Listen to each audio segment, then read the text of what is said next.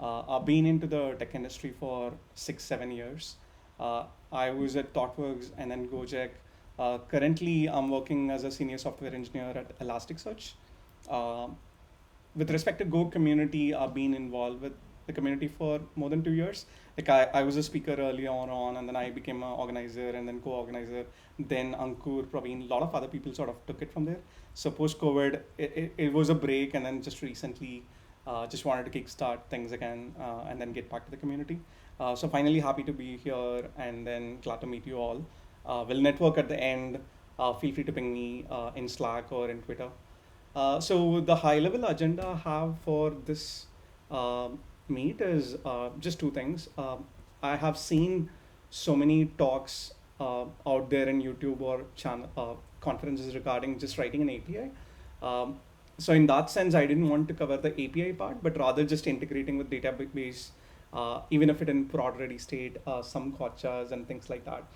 So we'll go from code level. Unfortunately, like I don't have a slide as such, but I've just dumped all the code in a GitHub repository. You can check in my repo. I've just pushed something in the morning, but you can check it at later point of time. I'll do a live coding walkthrough and then try to explain it um, to however extent I can. Also, like for folks who have not used Go at all, do not worry about the syntax as long as you can follow through some aspects of it.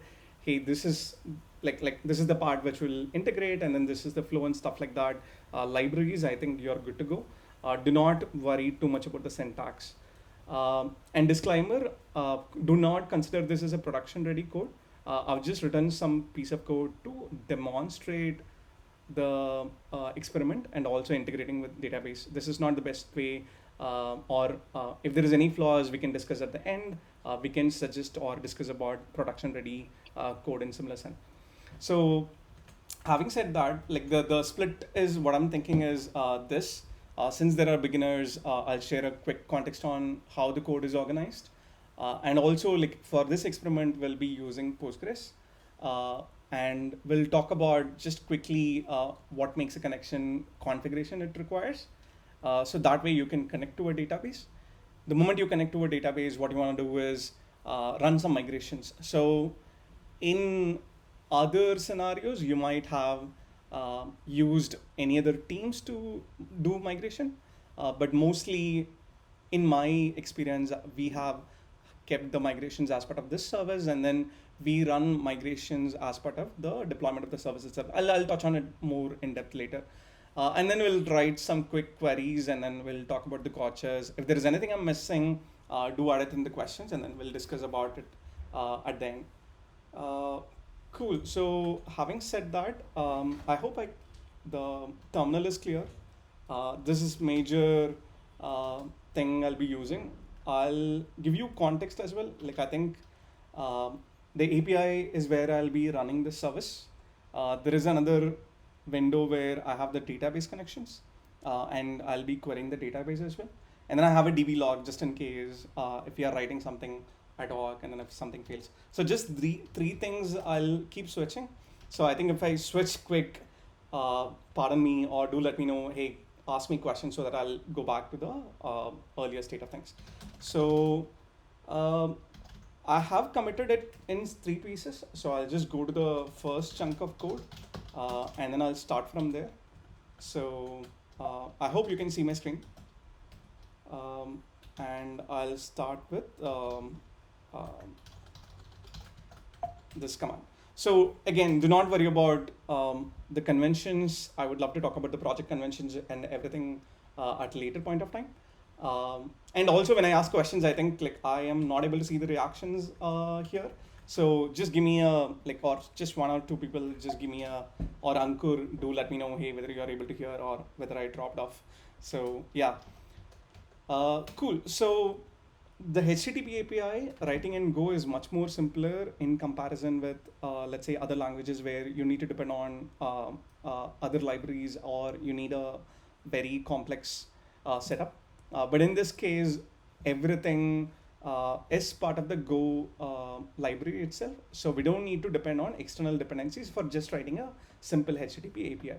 So when I say, hey, simple HTTP API, we'll just touch on writing some code so that when you do a curl to my local host, and then if I do a ping, I should get a Pong response. So I'll run it. Do not worry about what it's doing. Um, and then we'll try to see what is the response, and then we'll associate code with it. So now my server is running. So I've just been doing some other things. So you can see the response is Pong, right? Like this is what, like the window, the pane below is what we'll be using for running the commands. So you can see a Pong. We'll just see what it took to make this Pong command. Like this is for beginners, so just be in loop, and then we'll move on to the other things. So the major part is there is something called HTTP handlers in Go, and then the handlers is written in a, like, think of it as a contract or some specific function types that we have to adhere to, and then if you run that function, you have a API up and running. So um, so in this line, like all you need to worry about is, let's say, hey, I am listening on an address, and then the address I'm sort of using some host and port. Leave the configuration as well, but I'll show you the file. So in here you can see I'm running the service on localhost. I'm running it on port 8080, and that's why I was able to hit localhost 8080. Simple as like just binding in other places. But what it took to establish a ping API is in the server code. So I'll walk through the code like at the next section. So here you can see, right, like don't worry about, like, again, the internals. Here you can see, hey, I have a ping API in RESTful convention or whatever mode you want to put in. And then I have a function defined here. Just for folks to see things, here if you're seeing something, this is all packages.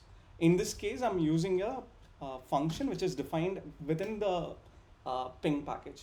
To quickly also touch on the context, right? We'll write code in a folder. Like, let's say, hey, ping, whatever it requires as a ping dependencies, we'll put that in ping. Similarly, if I want to do something for users, we'll create a new directory or package and then put the code in there and then pass on the dependencies. This does not follow conventions like Rails, where you have a model view controller and all the controller lies in single package. If you see that in Go packages, it's mostly an anti-pattern. Here you need to club all the handlers, service, and its dependencies in the single package. We'll talk about reasonings and everything later. So here we have a ping API, and let's go to the ping. All I have here is there is a handler function which it's called, hey, whenever I receive a HTTP request, if you write a function called handler func, that will deal with the HTTP request. So in this case, just two major things you need to worry about. One is writer, the other one is request. Request is what it has the body parameters and all other things you would pass from curl that will be mapped to the request. You can read from it.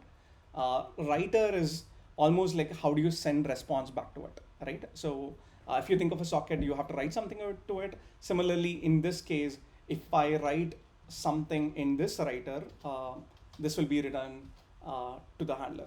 So in this case, all I'm doing is writing a response Pong here into the writer. That's it. So if I go here I'm running a service. In server, I'm sort of binding, hey, if I see a /ping, I should be calling ping handler. And within ping handler, I have a Pong response written in a stringified way. That's it, nothing else. And then the configurations are read from env file or environment variables. Like it's almost similar to setting this in your shell. And we use a library called env-config to load the configuration from environment. So it's a nice way to read your configuration into the struct. We will again go into this detail again. So any quick questions on like just the basic setup, because this is the base we'll be using going forward to talk about anything, or you're all aligned, like in sync.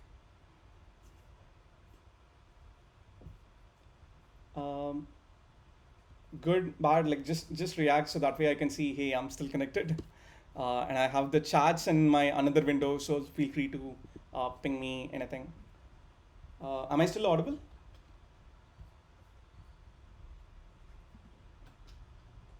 Yes, you're audible. Okay, awesome. So I'm assuming there is no questions. So we'll just move on to the next part, which we saw, right? We'll talk about database configuration and how do I connect. Obviously, the next step is like, I mean, you need to have a store in order to deal with any transactions or orders or any bookings, anything of that sort.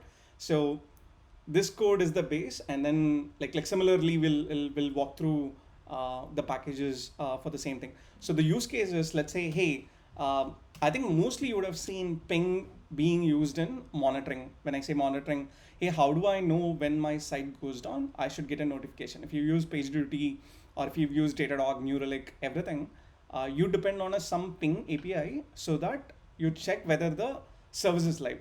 But there's one small catch to it, which is, let's say if your dependencies, which in this case is a database or an external service, goes down, uh, you might think the service is up and running. It's as simple as the process is running, but you can't do any HTTP request and do any transactions with it. So that's why like mostly it's sort of nice to have a ping to the database or your dependencies so as to verify, hey, it's not just my service, but whatever I depend on, let's say a cache or a database, uh, that also needs to be up and running to consider this whole service to be up and running. So I'll just stash the code, I mean pull the code for that use case. So let's say, um, so in this case, I'm going to go into the other next commit. Um, just give me a second.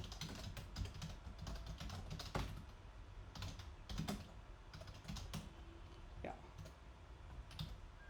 So I'm just going to check out this piece of code. You can see some changes, right? Do not again worry about too much of context, but I'll touch on it slowly. So in this case, still the same structure remains. Nothing changed in server because we didn't touch the way the handler responds at all. And nothing changes in main or nothing changes in the other pieces, config as well. We don't need to worry about anything. All we need to touch is, let's say, hey, this ping handler, along with uh, pure Pong response, I want to make a ping to the database. What this means is it just checks whether there is a connection to the database which is alive. This doesn't put any load on tables or anything. So that way you don't need to worry about this affecting your prod. So we'll just touch on quick config. So I've put everything which we need with respect to database in DPI. Uh, this could be a separate package itself. The reason is you can pull it out as a library, and pretty much all your company services, if it's using Postgres or let's say a Redis cache, you can just integrate it with few lines of code. So with respect to this, right? I mean, we'll come to this at a later stage. But if you can see here, I'm loading some configuration, I'm passing it to the server, and then I'm just calling one line, which is, hey, give me a new database. And then I'm just passing that new database into this handler. So in this case, as you can see, in JavaScript, like I think it's similar to Clojure. In other places, you would pass in objects in constructor. Here, this handler takes in some dependencies as parameters, and then that is available in your function to sort of execute. So it's just purely as a dependency. Don't worry about the syntax and stuff. So we have created a database, and then we have passed it into the handler. Just one thing for beginners is everywhere we make a call to servers or database or any external services, in Go, the convention is we have a very verbose error handling. It's sort of it's a convention or idiomatic way to put error as a last argument to pretty much all the functions. So if you see here, server has the error because pretty much it can fail. Config, it's a bit different because I'm failing it if your configuration is not available, the service cannot even run. So that way I'm just failing it right then and there. Even for creating a new database, you can see that I'm returning error as the last a parameter in the function. So this main, sorry, go on, shoot. Hey, sorry, somebody's had questions, shoot. If not, shoot, add it in the Slido. We can do it at the end, whatever you want to do. Okay, cool. I don't know whether somebody sort of asked something, but yeah, so I'll continue. So in this ping, we are passing handler as a DB connection. So this is what we want to bother about, right? So even before going to the new database, let's talk about the configuration. So what we need to know is a few things. Don't worry about DB key. I'm not using it for encryption here. I need to tell which host it is. In this case, it's localhost, but it could be remote as well. And then I have a user. This is like, it's not just one user who will always access your database. It could be like a read specific user, write specific user, and let's say, hey, master and slaves have different configuration and stuff like that. So having said that, like this, I think it's more of a like a configuration management issue. But like again, like we'll touch on it like at the end if you want. And then I've configured it with a DB password. If I change this, it will not work. So we can try it. And then I'm connecting it to a database name, which is called Simple API. I don't have SSL enabled. SSL is meant for certificates. The DB I'm connecting to the is running on port 5432. This config makes sense, right? Like I think this is the config you would have used if you ever connected to any database. And then like, don't look at the, let's say, hey, other configs, but let's say, I'll just show you this. You would have used something like this URL, which is user, password, host, or even it's called something, I forgot. STN, not STN. So there is a unique kind of URL where you can pass it to pSQL, and then that way you can connect to the database. You would have used this in the same thing in terminal as well. So let's see, I have the same thing. So I have Gopher, and then I'm connecting to database, which is Simple API. Here it's not asking me for the password because in terminal the connection is different, but in there it needs password. So here you can see there is something. Don't worry about the tables, we'll come to it later. But the point is we have a database up and running. So let's just change the configuration to point to a wrong database, let's say. Simple APIs, and then I'm running curl. Let's see what happens. So here you can see, right, it's failing. So basically what I'm doing here is every time I'm sourcing the environment variables, and then in this case, it's not able to find Simple APIs. And then here I can also change the password. That is the wrong password. And then here it says password authentication failed for user. Always have password based credentials. Best is to have SSL defined and then use SSL, much better. Do not depend on like internal VPN, and because of the way networking is set up, just don't use unauthenticated or unencrypted connections for the database. So we'll just check this. So this is working fine. Cool. So now we'll go into the configuration. Here you can see, right, I'm just loading the configuration which is mentioned in the environment variables into this piece of struct, so that way the code can access it. In this case, we are connecting to Postgres database, because of which the driver is default to Postgres. But the library sort of allows you to connect to any kind of other SQL databases as well. It could be MySQL or any other databases as well. So in this case, host, in this case, user, we passed it. We'll just look at the values side by side. One catch is I have given a prefix in code so that to differentiate the configuration separately. So this is part of this config file. As you can see, hey, env config process me some environment variables which has the prefix of db, and then load the db configuration. And then this is the db configuration which we are using. So that way, this is mapped one-on-one to this particular config. So you can, as you can see, the db password maps to this, db port maps to this, and then I can also say, right, like let's say the db user, I'm just not giving it. In this case, I have to open a new pane so that way the environment variables is not available. And then if I try to run it, it will fail saying, hey, the DB user is missing. So this is the library. This is how we are mapping the environment variables. So now leave out this. This is dealing with the connection pool. But as you can see, pretty much everything is, we've got it, and then we get a URL out of it. And this is defined in Postgres connections, documentation and stuff. There is two ways you can define it. One is this, and the other one is like user at host :password /db name and stuff like that. I forgot the name of what we call it. So we've taken the config, and then this is the code which gets executed for creating a new DB connection. So here you can see, hey, SQLX, it's opening a connection with this particular URL, nothing else. And then if it fails, you're just returning it, and then that's pretty much it. So you don't need to worry about anything.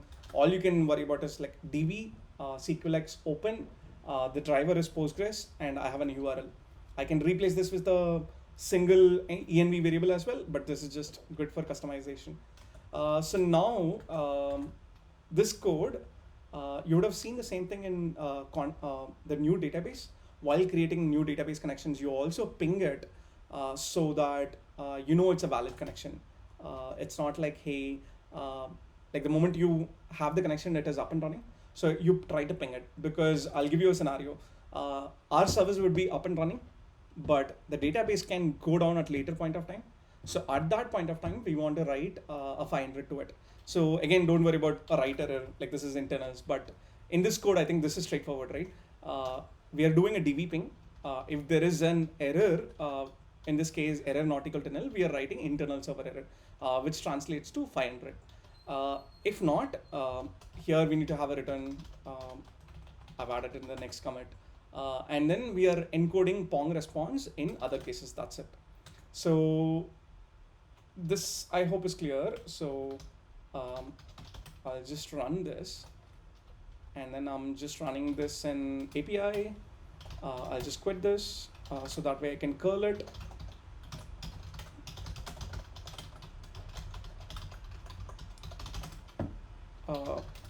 Sorry, I've given HTTPS. So you can see the message Pong is coming, but I can change, I can stop this database, and then you can see the database is not up and running, and then the ping should fail. So I've just stopped it. I'm trying it to log in again. Just give me a second.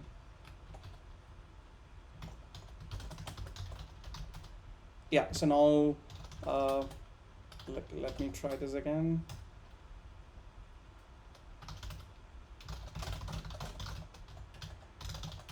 Okay, it's still up and running. I think just the, how to put it? Okay, I'll just drop the database.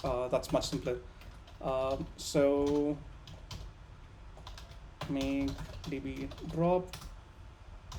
Okay, I have the code in the other place. So I'll have to change the, drop the database. That's what I'm looking at too.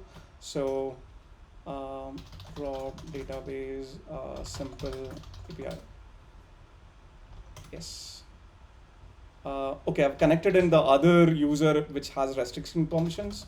So let me just go to this. Drop database, simple API.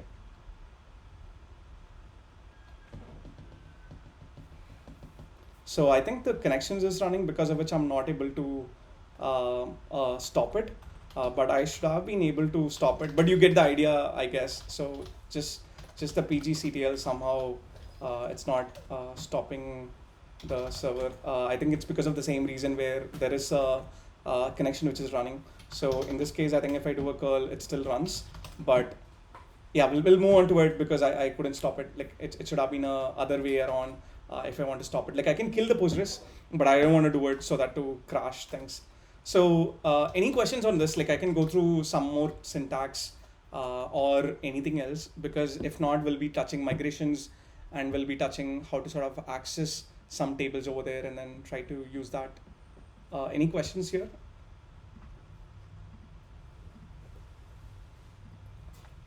Uh, Anything? So I'm just looking at the question and answers in Slido as well. If you have added stuffs, I'll be able to see here. That is what I'm looking at in the other window and chat.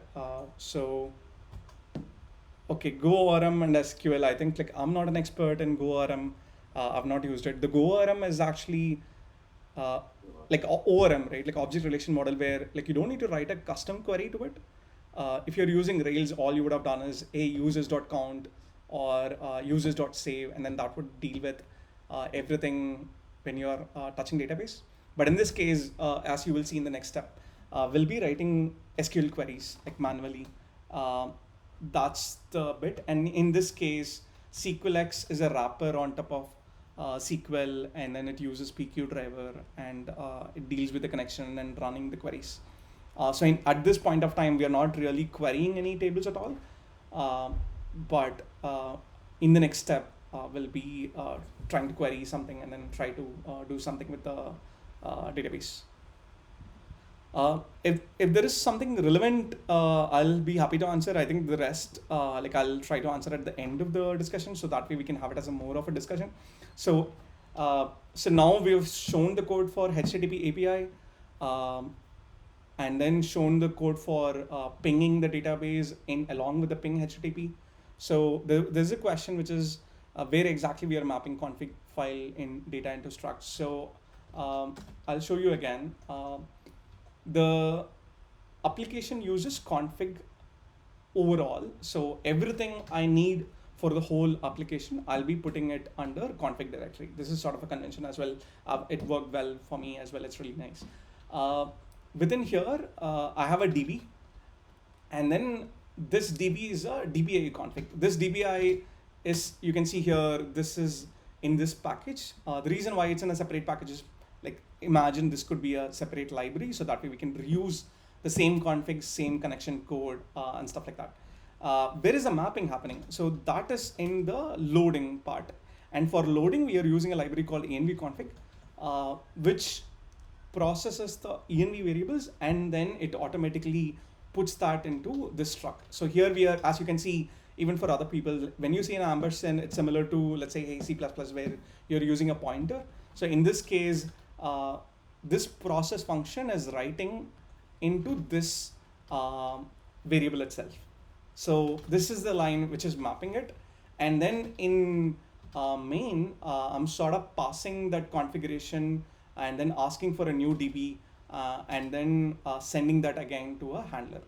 Make sense? So new DB, passing a DB configuration, and then that returns a database, real database connection, and then that is what I'm passing it to the handler.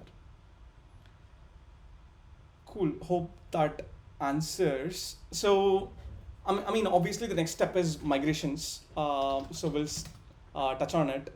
I've seen most of the people mentioning they have used Postgres in this vote. So in that way, like I'm not going into some in-depth detail. Like there is few people. So migration is like, hey, if you want to deal with any changes in the schema, we write migration. That's called migration. So in here, what you can see is there is some users table, there is some schema migrations.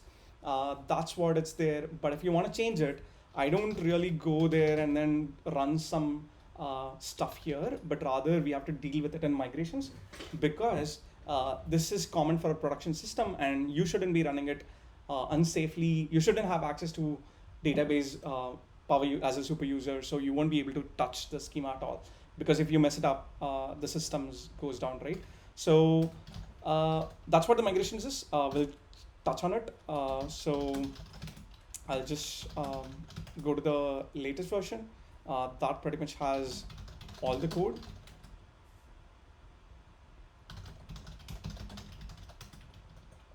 So now I have all the code changes which is required for a DB migration, as well as I have some code changes for querying that will touch on it at a later point of time. So here you can see, right, the changes with respect to this, don't worry about the server part. We'll come to this at later point of time, but we'll just deal with the migrations. So for running migrations, We don't need to look at any code pieces within our service, but rather we use a library, and that pretty much takes care of running migrations for us. In earlier Makefile, you wouldn't have seen this many definitions, but rather now you can see here, right? I'm sort of defining, hey, I have a make db migrate command, and then what it does is it runs a migrate, and then it passes in the URL as it expects. The library which I'm using is Golang Migrate. This is the widely used library out in the open source ecosystem. Similar to SQLX, this is also well adopted. I'll just show it. Just give me a second. My system have gone slow because of Zoom and the multiple displays. So Golang Migrate, this was earlier called Mattis Migrate. You folks can check it out. Golang Migrate/Migrate. This can run migration for many databases. It's not just limited to Postgres. So this can be treated as a means to migrate whatever you have, so that you can sync the changes or schema changes to your production or whatever data, wherever you are running the database. So in this case, you would have seen a users table, but like you can keep that as part of, let's say, hey, common directory. But again, as I said, like I personally like it keeping as part of the service itself, because this depends on this is the owner of that particular database, and then I sort of own all the schema and then changes to it. Here, as you can see, the migration directory is what we are passing to it, and then everything else is simple. And then I'm saying migrations directory is migrations. Here you can see rollback. Rollback is just rolling back one migration. So if I did create users, and then I did create community, and then I did create events, the rollback will just migrate, like roll back the last migration which it ran. The force version will come to it. Like if you mess up something, like we need to force it. If there is no clean, like if there was an unsuccessful query which ran against the database, it sets up a dirty flag, and then you can't run migrations further because you have to look at it and then see whether everything is fine in the production database. So all we need to look at is a db migrate, and then db rollback if you really need to do anything manually. But the moment you deploy your migrations into prod, you should never use db rollback. Like as in, like you should be adding additional migrations and then rolling back that changes, because when you run migration, it's not going to stop at one thing, ignore few things, but rather if I have 10 migration files, it's going to run all the migrations. Whether you're at 6, whether you're at 5, it doesn't matter. It's going to run till the latest migration files you have. So here, there's just two conventions. One is up and the other one is down. The library uses up file for creating the migration, like running the migration. This is creating the schema. And down is used for the undo command, sort of. I think this is similar in Rails as well. You would have seen some similar kind of a structure in code. So I'll try to drop the database, and then let's start from fresh.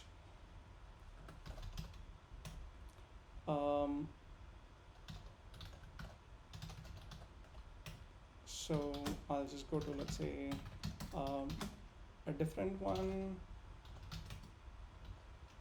Drop database, simple API. My bad, again and again.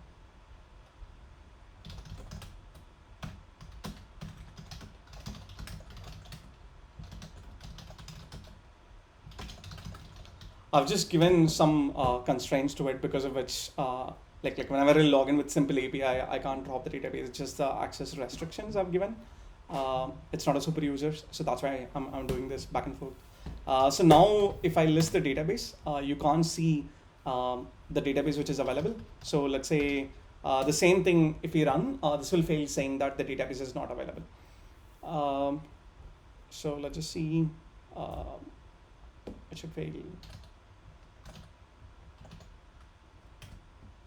It's just too slow, bear with me, I hope it's fine. So here you can see it's not available. So, and usually the convention again is to depend on Makefile for pretty much all of your operations. So in this case, what I need to do is do a DB create and then do a DB migrate. So you can even say, hey, I need to create the database if it's not existing, then do a DB migration. In some places, if I add if exist, I can add DB create as a dependency in this place. But yeah, I'll just run. I'll just go to the source local.env, make db.create, and then the database should be created.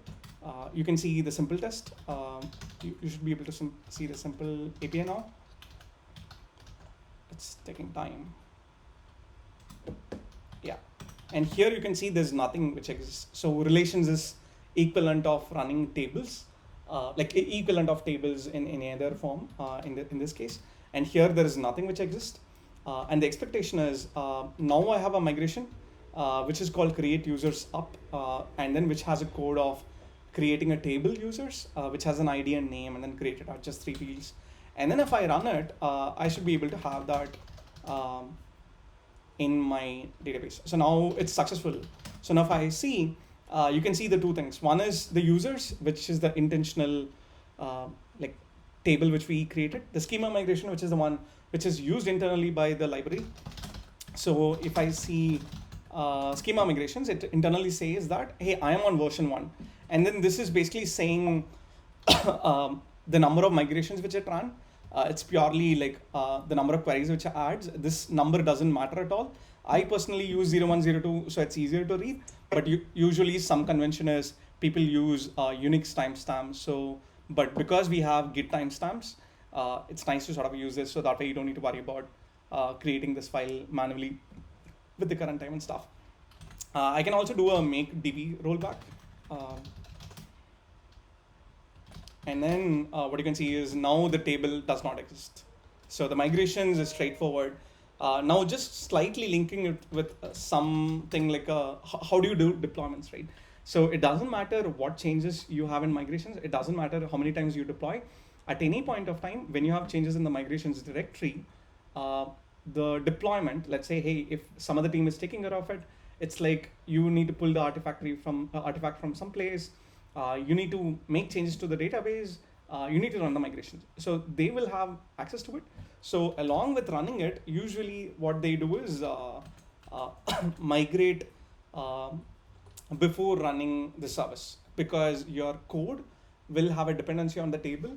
And then if you don't have the changes in database, your service will basically fail, right? So in this case, locally is what we are running. But what you can see is in run, I'm building it. So every time when I make changes, it's a fresh artifact.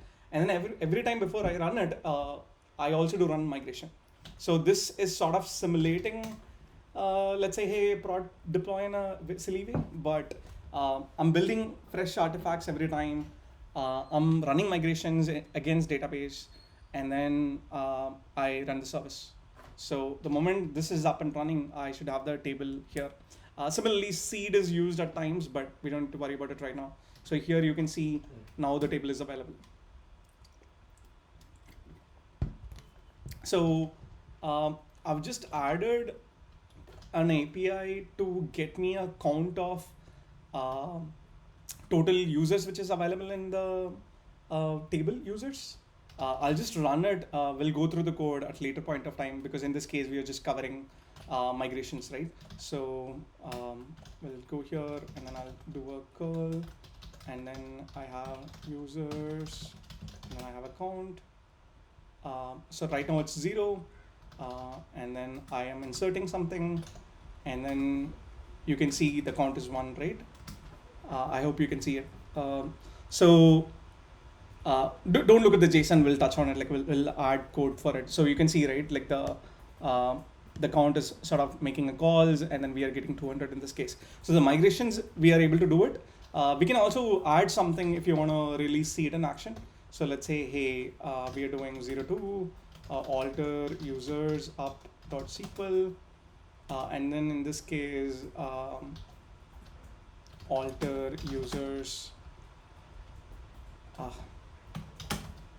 add column, let's say some bio varchar, yeah, something like this.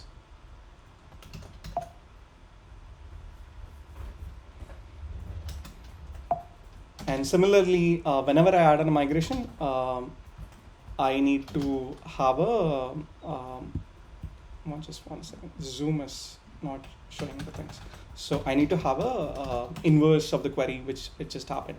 So in this case, alter users, drop column bio.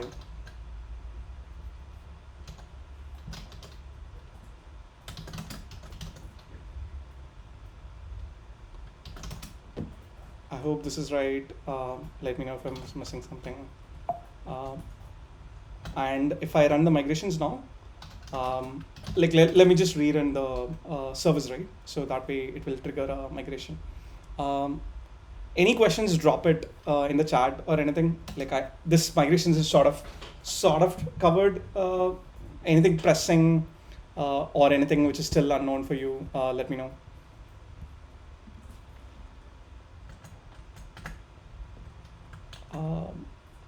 In the meantime, it's running. I'm just looking. Yeah, sorry, go on, shoot.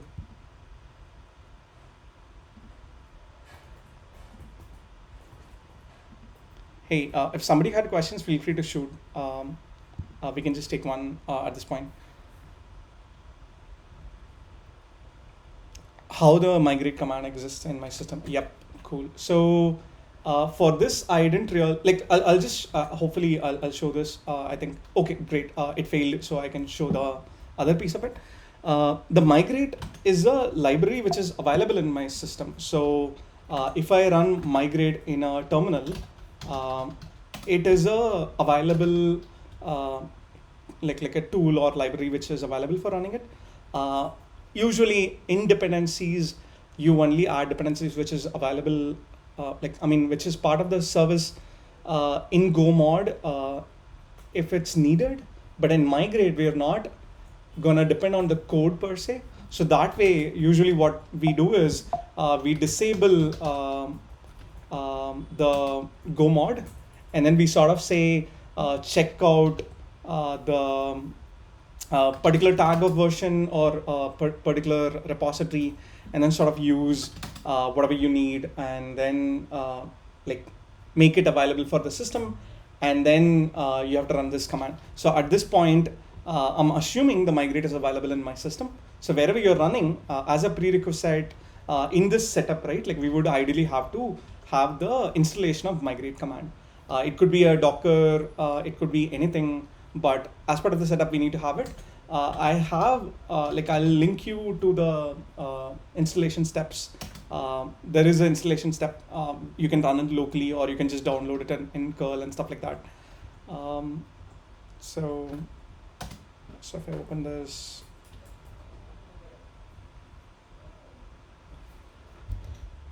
ideally I should be able to see something. If it's becoming too slow, do let me know. I think I'll try to disconnect the monitor and then try to run it in the same thing. If it's fine, yeah, I don't need to stop the recording and stuff. So in this case, you can see, right, in local case, it's brew install, but in reality, you would be depending on some curl, and then this should be available in your Go path. So that way you're able to run the migrate command. You need to follow the installation steps, as simple as that. Cool. So now there's some failure which happened while running the migrations. So there is obviously some issue with the query which I ran. Good. So in this case, if I see /d plus users, I don't really have bio added into the table. But now let's look at the schema migrations. What you can see here is the version is 2. There is a second version which I'm running, but it's actually dirty. So what it means is it is unsuccessful. We need to fix the query, and then we need to sort of say, hey, everything is fine, then rerun the query. So let me look at the query. I definitely missed something. I have a reference just for the same purpose. And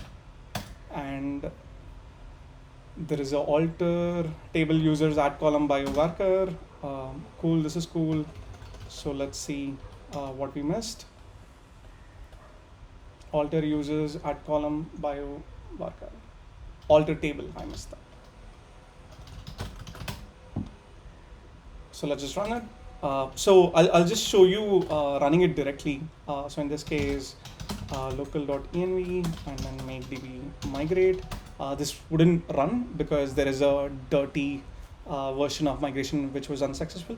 So what I need to do is sort of say, hey, I know there is no issues in database at this point of time. I'm forcing the version to the version before, and then I'm saying it's successful. So if you see here, it's not dirty and the version is this. And then if I try to run migrate now, it should be successful. And then let's look at the /t plus users, and you can see the bio. Cool. I hope this clarifies. So I'll just quickly go to the querying as well. I think I went slow, sort of out of time as well. Just the last bit, right? So I'll leave out the rollback. I think it's all straightforward. So we'll kill this. We'll just bring down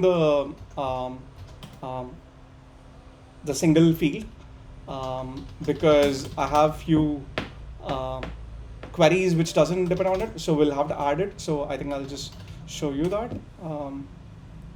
So now it just removed the bio field. So we are back to the old state. And now let's go into the listing or counting part, how it's happening. So in this case, the config is not doing anything. There is no changes in that configuration or how you're getting connection. It's purely to get connection. But let's look at, let's say, users or how even we got into that place, right? I'll show you. We saw a count where we got the number of records. So here you can see user/count is counting users, and then /users it's actually listing it. So if we go into count users handler, here similar to database dependency, adding service as a dependency. So here you can follow a pattern of creating a service and then having it stored separately, because the service can do much more orchestration, like, hey, create a entry in this database, push it in Kafka, and then do something else, and then finally give it to handler. Handler only deals with the request and response, encoding and decoding. So here, as you can see, this code will be straightforward for you, like without any syntax, right? Hey, service.total users. If there's any error, just say error. If not, I'm just converting into integer type conversions, and then I'm writing count is this, and then time is this, nothing else, like nothing fancy here. So if you go to service, obviously there needs to be a dependency of database. So in this case, we are not writing code again for the same purpose as I said. Like here, in this case, it's straightforward. We are just like passing, like making another call, which is defined in store. Service is not doing any fancy thing at all. Like it's just calling, hey, total users, fetch it in store, get me users, call the function which is defined in the store as well. So here, as you can see, right, here the SQLX bit comes in. Here we are just writing select count start from users. This is where the ORM as well differs. In other languages, and if you use ORMs, you would have said, hey, users.count, and then you would have got the answer. But here we need to do everything manually. But also there is a nice addition to it, which is joins and complex queries. I don't really need to worry about how the ORM handles it, because I do everything the way whatever way I want. And then here you can see DB rebind. This is one important thing, because this sort of converts. You shouldn't append a query to a SQL query. Like if you have heard of SQL injection, it's like, I'll give you an example. So if I say, hey, select star from users, where I think you can't see it, where let's say ID is equal to this, and then this one, if you're getting it from the parameter or like from user, I can as well pass something like user ID and then delete from users. This is sort of a SQLX injection, and what this means is you're basically running select start from users where ID is equal to user ID, colon delete from users, and then that will basically delete your database entries. So in order to avoid that, the DB rebind handles that, and then it's not a simple thing, but rather while running commands. So here you can actually pass in something like where ID is equal to question mark. And then here I have to pass in the ID. So that's how it works. So in this case, in our case, it really doesn't matter. But let me just show you for the sake of limit. And then let's say if I have something like this, I can pass in that from, let's say here. That's how it works. So now this is the get command. And then what it does is gets the count, and then similarly ampersand, so it's reading into the count variable. And similarly fetch users, right? This is also similar, but it's not exactly a ORM, but this takes care of converting the users and then maps it to a user's struct which is defined here. So in this case, I'm defining ID, name, and created it. And here I'm sort of saying in database, this should be called ID. It doesn't necessarily have to be the same. The name can be something as long name, and in database, it could be name underscore L, and then you can map it. Similar to JSON tagging you have, right? So that's it, nothing else. And then I'm selecting it, and then I'm just passing in back the information. Very straightforward queries, just using the SQL XDB and its function, and then passing query to it. And then eventually it can decode the data into a struct which you want. So now we'll just run the things. So I'll go to the API and then make run. It's gonna run the migration as well because we have it as part of the building. And let's see, it will fail, but we can fix it quickly. I just need to add a bio here, but yeah, let's see. Or I can just do a make broadband API server. And then I have a HTTP localhost 8080/users. And then here you can see the data is coming, whatever I've put in the database. So I can just show you the completeness. So I'm just inserting something into here. So let's say I'm inserting 02 and then user 02, and then it happened. And then I'm going into here and then I'm running this. So it's giving me the service, and you can see the associated query here. So this is perfectly fine. If you want, I can add anything additional, but I think this sort of covers pretty much what we wanted. I'll go to the gotchas because that is critical. Any questions, shoot. I think this is good. Like we just covered the basics part, pretty much what we need for running migrations and then dealing with the queries. Any questions? So when writing queries in SQLX, I found that I need to maintain the order of values and couldn't find any solution to set the value by name. When you mean what values, do you mean the records in order? Or like, I didn't get what order you mean here. Do you just mean order by which is being part of this? Or what are you looking forward here? Can you... Hello? Yeah, go on. So typically when I use in other languages, right, and my bat is like in Java, so you can basically pass in a dictionary, sort of a dictionary, and then you can map it to, like, let's say you want to pass in name and ID, for example.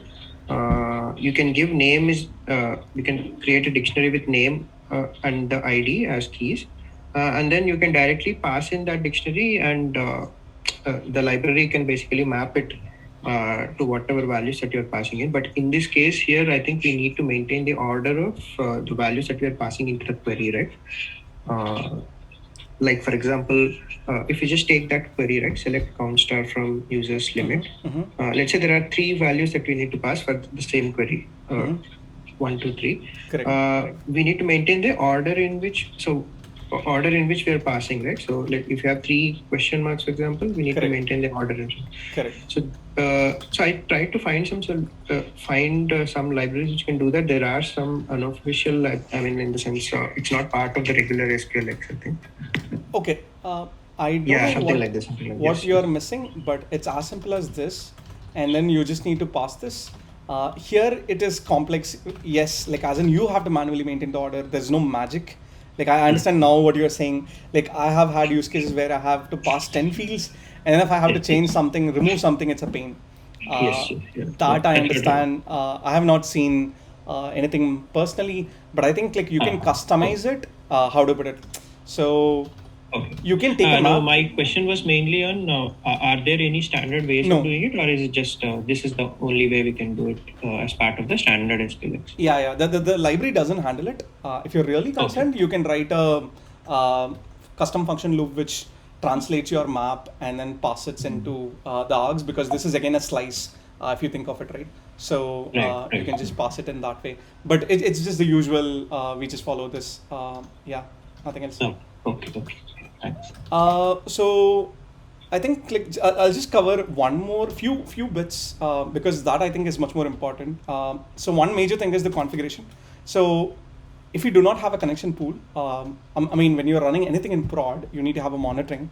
Um, two major parts. Do not ever create a connection in your request flow. Like what I mean by that is if I go and then like add something here, like I mean let's just look at the ping, right? Like if I go and move the DB and then move the creation of the DB connection here, then if your request is bombarded, the number of connections also is bombarded, and that way a lot of requests can fail because there is a limit to how many number of maximum connections you can deal with in a particular database. So never do that. Okay, fine, that's fine. Then if you're passing it as a dependency, let's say, hey, if we have hundreds of handlers, would I create hundreds of database? No. Even that case, you need to have a limit. Do not treat this as a thread and then sort of think, hey, 100 is a nice number because we have 200 requests per second. Never treat it like that. Here, it deals with your request in nanoseconds. So mostly like 10 to 30 is good enough for even 10K requests per second. So unless you can translate that math, don't overcreate your connections because that costs you. You need to monitor the number of connections you have always. If you shouldn't keep overflowing, like I think like I'm imagining something like a increasing disk size graph. Similarly, the connections shouldn't go like there shouldn't be leaks. You should close the connection properly. So in order to deal with a lot of things, the library internally has a connection pool. So it's like, hey, you create 20 connections, and then whenever you need connection, you take out a connection from the pool and then use it and then put it back. Whenever something is not in use, the library takes care of making it idle and stuff like that. So that way you don't have a lot of load, or not all the time. Like let's say if your peak is 30 connections, you're not going to maintain 30 connections all the time, but rather whatever it's running that time, the connections are handled appropriately. Use a connection pool always. There is always, every library has a means to create connection pools. Second point is monitor the connection pools, DB metrics, the latencies and stuff. Third thing is do not leak the connection. Like if you're making use of it, ensure you're closing it. Like in this case, it's not the problem, but rather if you're creating and then manually closing it, ensure you do that properly. That's one major thing. Second bit is, I think I'll go to the README. That's what I mean by this. Yeah, I think SSL, like we mentioned it. Never overwrite migration. This is because like you will have 20 people within a team. It doesn't matter, but it's really hard to go back and then run the migrations. You should always imagine this as a additional logs. You should never be able to go back. I mean, you can't go back and then touch the first file and then change it, because at this point of time we don't have any data in users table. But let's say, hey, if you want to, while creating it, I want to add additional field, you should never go back to the first migration which we wrote, but rather we should always create another new migration which adds field to it. Similarly, if you want to rename it, right, you can't go and change the migration. So in this case, you can't go and touch this SQL, but rather you should be creating a migration to drop this name, and then you should be creating another migration to create another one with call like a cool name, something like that. So this matters a lot. Do not misuse or abuse the migrations. The migrations are meant to be dealt in a sequential order. You can't skip migration. Never edit the older migrations. Never do anything manual in database as well, because the big thing is, let's say suddenly I go and change the data type here, or add a column here, and then if I try to run migration in the deployment, your whole thing will break. So do not touch anything manually in database. Always deal with things migration so you can roll back and stuff. Migration installation, you can check it. ENV var sourcing, it's something subtle, but how do I put it? I don't know whether you folks noticed, but it's like if I kill the service, I'll give you an example. Let's say, hey, if you're trying to run your service against integration, and then if you have the env variables exported, then what I mean by this is like right now you have this value, and then if I do a make test, basically it's going to kill your data. Like there's a lot of big companies I've seen having downtime like this.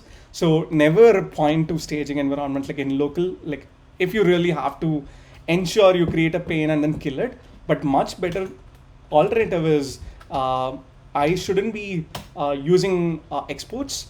but rather like I should be just having this something like this, and then while running it, right? So let's say I can pass it something like a localhost new, and then it's going to fail. So this is very limited to this, and then this doesn't affect your whole terminal or your in our case it's terminal, but in SSH or like in your real VMs, right, it's more like a sessions, so it's gonna have a catastrophic effect. So always it's better to do something like, hey, cat local.env and then xargs and then something like this. It's gonna run the same thing, but the moment I kill it, this doesn't have a context to it. I hope it made sense, but I can run it separately if you want to see it in action. But this is also critical. Like if you want to read more, check set-a and then set plus a, and then you have to do everything in between. There are multiple ways to do it. Just don't pollute it, and then don't run test. If you have pointed to integration or prod in your local, that's it. I think that's the major gotchas. Like as in, like there is still lot of other things to talk, but I think I'll stop here given our time. So any questions at this point of time or anything specific? If not, we can just go into discussion mode. You can reach out to me later on to answer. And yeah, okay. Question on context. Yes, so I wanted to cover that. I hope it's fine to cover that. That's also an important point. Let's say, hey, there is some table which you have too many data in place. You have millions of records, and then it takes, let's say, 5 seconds to run it, 5 seconds to get a response, because over time your API response times will deteriorate, right? Let's say if you're getting 100 requests per second, within 5 seconds you would have accumulated 500 requests, which is not serving the response. So in this case, 5 seconds is a lot. Ideally, you should have timeouts, both in APIs as well as in database calls. So that way you don't affect the callers. Like I think you would have heard, right? If one microservice goes down in your microservice architecture or ecosystem, it sort of brings down all of the services which depends on it, because people don't use circuits properly, people don't give timeouts properly. So in this case, what we have to do is in our database, while making a call, we can pass in context, and then that context can have a timeout, or how to put it. It has a lot of additional things, benefits which is associated with it. So in this case, let me go into the store. Wherever I had get, right, I can replace it with get context, and then I just need to pass in the context here. So and then I just need to pass in the context. It's just too slow. It's breaking my flow. Yeah. So this will take care of dealing with the timeouts and stuff. So for others who's new, similar to error, which is a convention of last parameter, context is always the first parameter in functions. The way it is used is at multiple points. One is you can define timeouts. You can define at what exact time you want all other functions to stop. If you have a lot of Go routines, you can sort of send a kill signal and then everything dies. Let's say if your service is down, but you have a lot of Go routines, like slash some minimal thread in other languages, you would be connecting with database and then you would be running some commands. So how do you properly close it, right? So you need to send signal. That signal should be propagated to context, and anybody who's listening on the context will treat it and then sort of kill it. So if I add a timeout on the context, and then if the DB is taking time, this query will be sorted, and then you should have a timeout here. This is a good point. Thanks for reminding me. I think one thing is rebind. I'll just quickly reiterate, like rebind, somebody asked, right? So read about SQL injection. So SQL injection is where, like in older times, like when libraries doesn't have a functionality, what we do is instead of passing in ID, I can actually do, hey, ID plus ID, right? Sorry, ID plus ID. And then what this means is, let's say, hey, if this ID is string, I can literally do something, like people can actually misuse and then sort of say ID is some valid ID, but along with it, I also know there is a table, and then I want you to run it. So if you sort of do this is a valid query. You can run two queries. I think these days libraries will take care of it, but earlier it's called SQL injection, and then this, along with just querying, it has a side effect of dropping your table, truncating your table. That's why the rebind sort of takes care of converting the question mark into dollars and then appropriately transforming it. You can see, right, like from question to the DB drivers bind var type, and I think in Postgres it's dollar. In some other cases it could be some other character, right? Since it's a generic driver, it sort of takes care of that in an abstracted way. That's it. Cool. I'll stop screen sharing. Yeah, hello? sorry. Go on.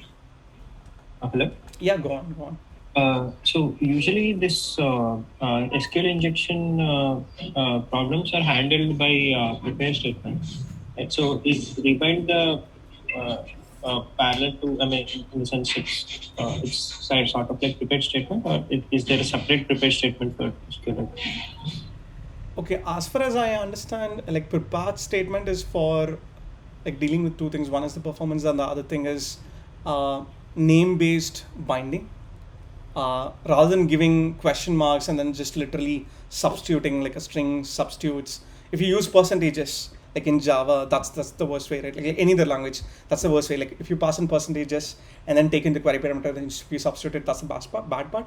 Yeah, prepared statement, I think it can deal with it in a way, but I don't know. Like I can't say, like I'm not saying that, because it depends on how internally the library is treating it. But let's say I'm just imagining a case where you have a name filtering, but just at the last, like it's a last constraint. So where name is equal to something, and then if I pass in some ID with semicolon and then delete, I don't know what happens. It depends on how the library is written, right? So prepared statement, of course, can safeguard you in some ways, but I don't know whether it's foolproof.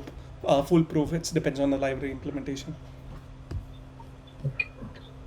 Going back to this, I think I've sort of covered all the things. Just the code we didn't cover in detail, but it's like you can look at Golang migrate. That's the one which deals with migration. SQLX is the one which deals with it's a driver. It's not a ORM, but like rather it's a driver. It's the means of querying and then dealing with queries in any database.